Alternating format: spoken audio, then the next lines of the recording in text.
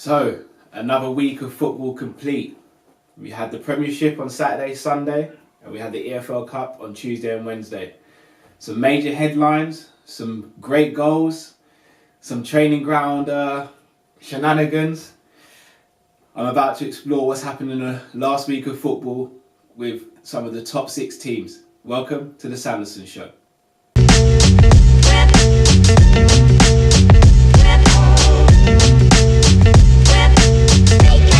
So I'll start with the main news of the week, really. Pogba versus Jose Mourinho. First they have shots at each other through interviews. Now it's directly happening on the training ground. And first and foremost, it's interesting that this footage was actually leaked. Very rarely do you see training ground footage leaked. But this seemed to have been planned. Whoever filmed it seemed to know what they were doing from this.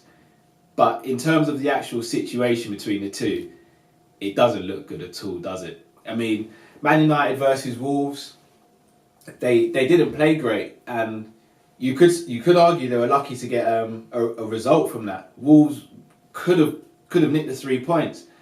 I mean, Wolves were passing better than Man United. Man United just looked really disjointed, and it's not the Man United that we've grown. Well, I'm 29, so it's not the Man United that I've grown up watching. It's not the Man United under Ferguson. It reminds me of the Man United under Moyes, unfortunately, and we just don't know what's happening. Mourinho still doesn't know his best 11. The team doesn't have an identity. You look at Wolves and you can see what their identity is, or what they are trying to become as a footballing team. And then you only have to look at the Derby game. Frank Lampard's been there 3 months and they already are passing better than Manchester United. Manchester United looked like the away team at Old Trafford against Derby County. And again, no disrespect to Derby County, but they shouldn't be coming to Old Trafford and dominating the game. And again, Man United were lucky to even get a draw in the 90 minutes. Derby were more than good for the victory. But again, they got that goal. They got the goal from Fellaini, who I've often called their plan B, but he might have to become their plan A, because at the moment he's one of their most consistent and one of the players that brings them the most threat when he's on the pitch. But then it went to penalties, and anyone can win a penalty shootout, anyone can lose a penalty shootout. But what's interesting is what Mourinho said after the penalty shootout. He said, this is what happens when it comes down to Phil Jones and Eric Bailly. How is that instilling confidence into your team? How's it instilling confidence into your players? Anyone can miss a penalty, and I'll be the first to say Phil Jones' penalty, it was poor. It was awful. It just about reached the goalkeeper. But Mourinho should be coming out and saying those things. You just don't as a coach. You don't do it. And then you see the whole bust up with Pogba. At the beginning of the season, you make Pogba the vice captain, and not even the end of September, and he's been demoted. What does that do to a player's confidence and morale? Pogba seems like he's a big character in the dressing room. He seems like he's well liked. What does that do to the rest of the players? It seems as though Mourinho is just making enemies in that camp, and if you're going to make enemies with your players, they're not going to perform for you, and ultimately you're going to be the one who gets sacked. It's going to be interesting to see what happens. I mean, I just don't know what direction Manchester United are going in, and They played Wolves, they played Derby, and they were outplayed by both teams. What do they do next? I mean, I'm just going to have a quick look at who they've got next in the league, and it's West Ham away. And West Ham, they're hot and cold, but they can bring out a performance when they need to. And do you really want to be going to West Ham with poor morale and the players not really wanting to play for you? It's not going to be an easy game. Again, I expect them to get the 3 points. I think they'll grind it out. But I said that about the Wolves game and they didn't. So it's going to be a very interesting game. It's going to be interesting to see what happens with the dynamic of Pogba and Mourinho. Will Pogba even make the squad? Will he make the starting 11? Again, we don't know. This is Jose Mourinho. Great manager, great record, but man manager, people person, that's not on his CV, unfortunately. So guys, let me know what you think about Man United's last week. It's not been great. Do you think they're going to produce a result and a performance to dim some of the headlines at the moment? Leave your comments in the section below.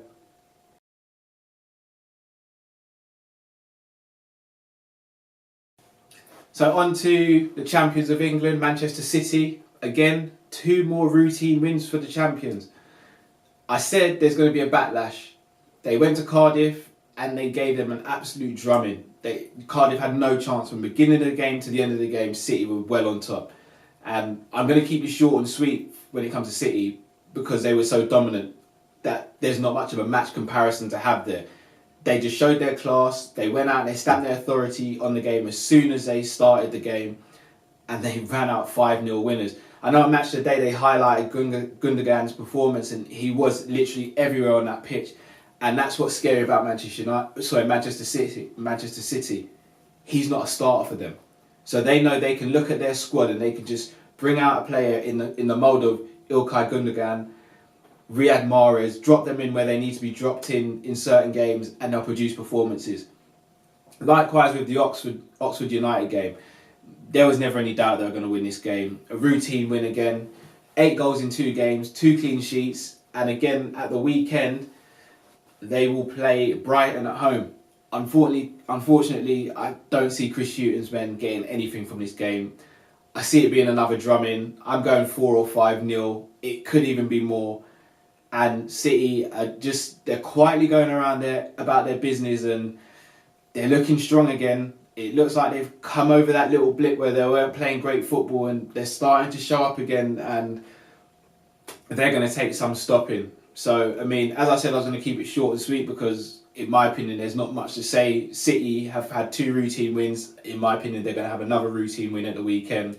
Guys, let me know what you think. Am I being too kind to City? Did Brighton have a chance? Did they have a chance to cause an upset? Leave your comments below.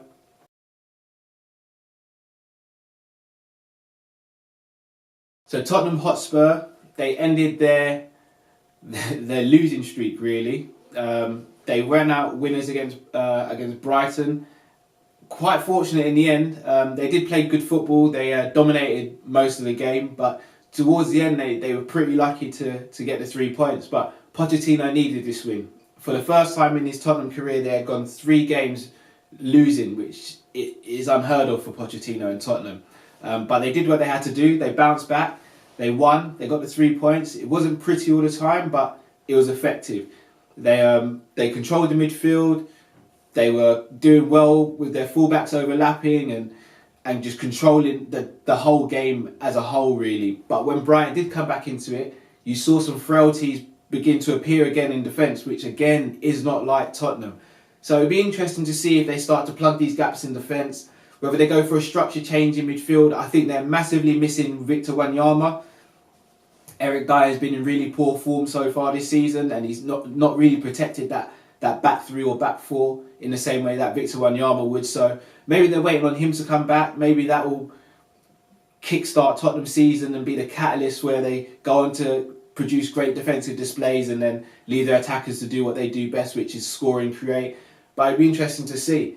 Then in the EFL Cup, the Carabao Cup, they drew 2-2 to Watford but went through on penalties. Again, it was one of those games where it was up and down.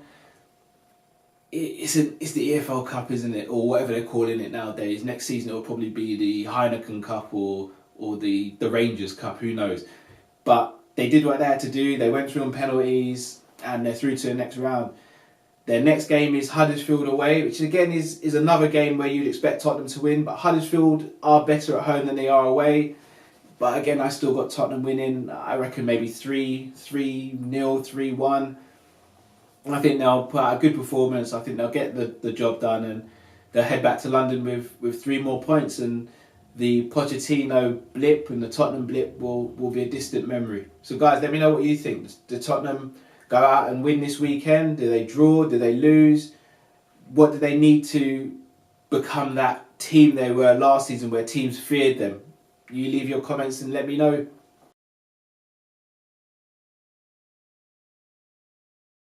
So on to the mighty Gunners, as Miles made me say in the last episode. I've remembered not to forget them this week because I don't want another forfeit and I don't want calls and messages from friends and family because Arsenal fans seem to get on me when I do something wrong. Cheers, guys. But they did. They went out. They beat Everton 2-0. Again, less than convincing win. Defensively, they're still very shaky, but Petr Cech had a fantastic game. And if it wasn't for Petr Cech, they could have been 3-4-0 down. So he kept them in the game. And when you've got Lacazette and Aubameyang up front, anything can happen as long as you stay tight and secure at the back. But it is still a concern. Everton were able to get in so many times. They were able to isolate defenders so many times. And they had so many shots against Petr Cech that went unchallenged. And you think, had that been a better, more clinical team, Arsenal could have really been put to the sword there. So it leaves you open to thinking what's going to happen when they play one of these better teams. Are they just going to get absolutely stifled and battered, or are they going to step up and produce a better defensive display? But I can't sit here and talk about the negatives when they picked up 3 points. Lacazette's goal was brilliant, beautiful finish. As soon as he knocked it out of his feet, you knew what was coming. It was going to ripple the net. He has a knack for just wrapping his foot around the ball, and pace, accuracy, it had it all. So great finish by Alexandre Lacazette. The second goal was very contentious. It should have been offside, but if the ref's going to give it, so can't moan at Arsenal for taking that. Then in the Carabao Cup, they went out 3-1 winners against Brentford. A routine win. Didn't have to really get out second, third gear to get the win. Played a lot of the fringe players, Welbeck, Iwobi. Again, just did what they had to do to progress. It was never going to be fancy. They didn't need to put out their strongest 11 to win this game. So it was a smart move by Unai Emery, able to rest some of his bigger, better players, keep them fresh for the weeks ahead and the months ahead of the Premier League and the Europa League. But this weekend, they've got a really tough fixture. They've got Watford at home. Now, classically, Watford don't do very well at the Emirates, but this is a very different Watford team this season. They seem to have a different appetite, a different hunger, a different spirit, and different belief in the camp. They feel like they can go most places now and pick up results or cause teams trouble. And we've seen them do it against the likes of Tottenham. We've seen them give trouble to Manchester United. And with the way Arsenal are defending at the moment, you expect Watford to give them some issues as well.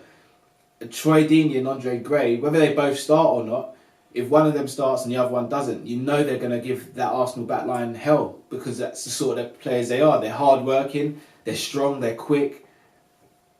It's all the things that defenders hate. And Arsenal haven't looked so far this season like they're able to cope with players like this.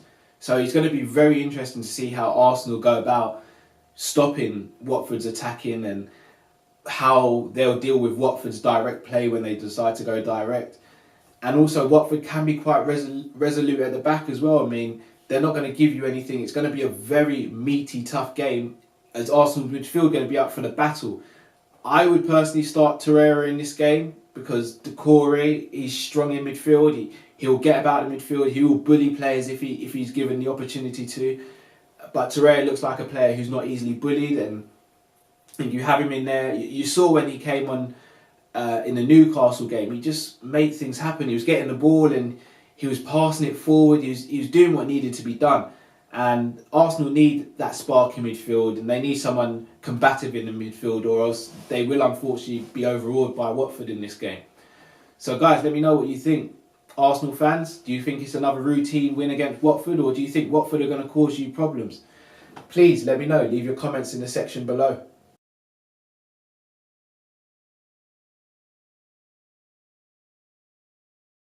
And now we move on to Liverpool and Chelsea. So I'll speak about them individually. So I'll speak about their Premier League games, and then I'll speak about the game last night, even though it pains me to do so. Yep, we will speak about it. Fair is fair, isn't it? I've got to speak about it when we lose, and you can't see my friend off camera, but he's having a good laugh about it right now. So yeah, I mean, Chelsea had a 0-0 at the weekend, and it was kind of the worst result that they could have done for the Liverpool game, because it gave them that impetus to want to go out and impress Sarri again. Once again, Sarri's team, they looked a bit menacing, but they just didn't have that cutting edge in the final third. But West Ham also played well, so you've got to give West Ham credit. and they just continue to grind out. And West Ham are starting to play better now. They're starting to understand the philosophy of Pellegrini. So a draw against West Ham away, and considering it was a derby as well, isn't the worst result in the world. This coming weekend, Chelsea have Liverpool again. So again, we'll touch on that shortly. But Liverpool last weekend played Southampton, and they literally did destroy Southampton. I was very happy watching that game. Far cry from last night's game. They went out, they imposed their will straight away on the game, and they ran out 3-0 winners. It could have been a lot more. There's a lot of talk about Klopp taking Shaqiri off at half time. I actually wasn't that upset with the move. It would have been nice for us to maybe get 4, 5, 6 goals, but at the end of the day, you only get 3 points for those. And it's nice to sort of rest players and know that you can rotate the squad and you're not going to lose too much quality. One concern of mine was Virgil van Dijk coming off injured. I'll say it always, without Van Dijk in defence, we're not the same outfit. So hopefully he makes a speedy recovery for our sake, and just I think for a neutral perspective for the Chelsea game, because it should be a good game. But we've already seen part 1, didn't we? We saw part 1 last night, and it was a weird game. For the first 30-35 minutes, Chelsea actually dominated the game. They dominated possession. We weren't a threat at all to Chelsea, and they mustered a few chances as well. However, as soon as we did get a foothold in the game, we started pressing higher up, counter-pressing, winning the ball in dangerous areas. And to be honest, from sort of the 35th minute right up until around the 60th minute when Hazard came on, we were dominating that game, and we should have been about 3-4-1 up. Sturridge scored a great goal, but he also missed an open goal as well. It's slightly off balance, so it's not cut and dry open goal, but you'd expect someone of his quality to finish that. But then he came on, didn't he? Eden Hazard. This season he's been the best player in the league, possibly the best player in Europe, and he showed his class when he came on. Liverpool couldn't get near him. The first touch when he came on, the ball got fizzed into him and he flicked it around the corner and he just burst into the box, and he didn't receive the ball back, but just him doing that let his intentions be felt. And we brought in Henderson around the same time, and Henderson lost his head around trying to mark Hazard, which is not usual for Henderson. Yes, he always has a rant at the referee, he always has a moan, which is what I like to see from my captain. But he completely lost his head when it came to Hazard, and if you lose your head around Hazard, he's going to feed off that, and he's just going to make your life even more hell. But we have to talk about his goal. It was, from a Chelsea perspective and a neutral perspective, it was a brilliant goal. And do you know what? I'm being unfair. Even from a Liverpool perspective, when the goal went in, the first thing I said was top class. He's picked up the ball, he's nutmegged Firmino with a pass, and he sprinted to the ball to receive it back from Azpilicueta, and he's got the ball in a position where there's no immediate danger.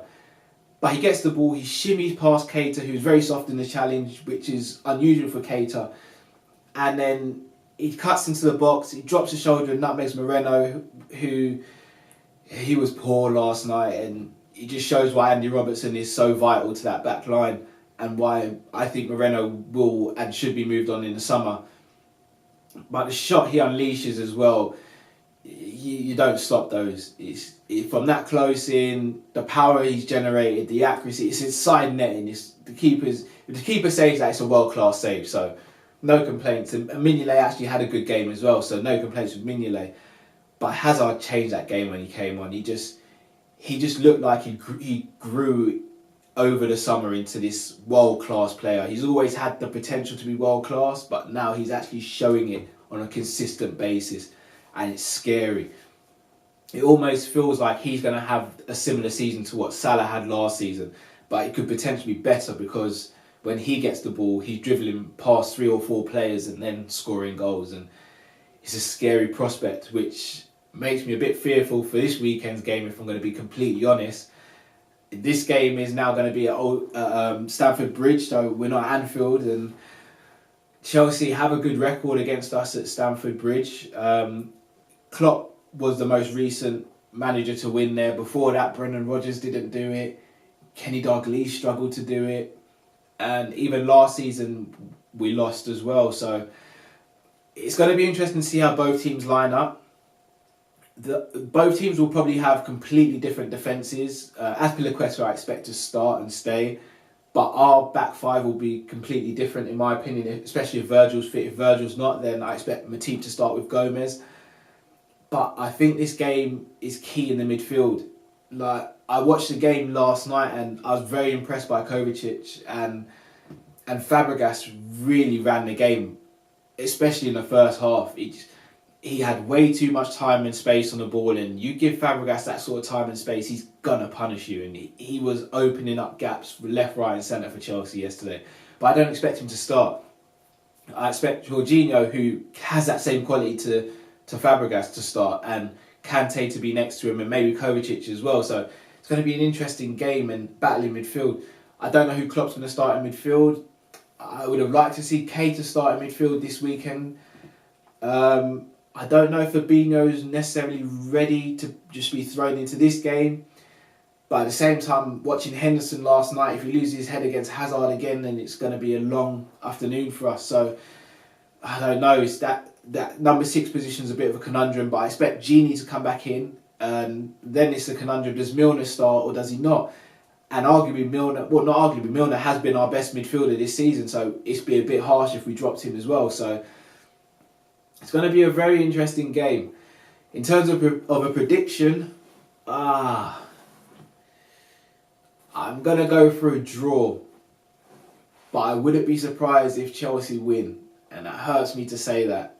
It hurts me a lot. But Hazard is on a different level at the moment. And if we don't control him and stamp our authority early, then it's going to be a long afternoon. And Hazard could end up carrying Chelsea to a good victory.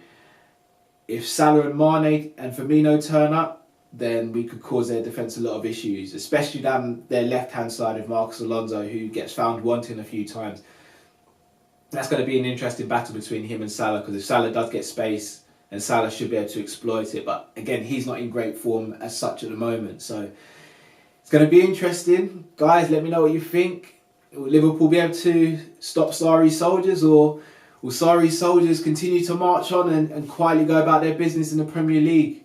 Guys, as always, thanks very much for tuning in today and watching the Sanderson Show. Please share the word, spread the message, like and subscribe, and please leave a comment below. And as always, have a good one, guys. See you soon.